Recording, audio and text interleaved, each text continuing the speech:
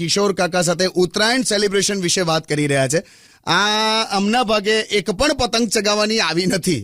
કારણ કે શું? કહું છું ભાઈ, હું જ કહી દઉં છું, કેમ કે એમણે ફિરકો પકડ્યો, નીચે જઈને દરવાજો ખોલ્યો અને ચીકીનો ડબ્બો પાસ કર્યો. બરાબર બરાબર. ખાલી આટલું જ નથી કર્યું. સુરેન્દ્રભાઈ ખરા ને અમારી ત્યાં 3 ઘર છોડીને રહે છે, એમની વાઈફ સાથે અમને લફરું કર્યું છે. લફરું. શું વાત કરો છો? તો શું બોલે, તમે ફોન પડે? આઈ એમ કરેક્ટ. સેમ કલરના ક્લોથ્સ પહેર્યા હતા બોલ બંનેવે, અને અગાસીમાંથી આમ ઈશારા કરતા હતા.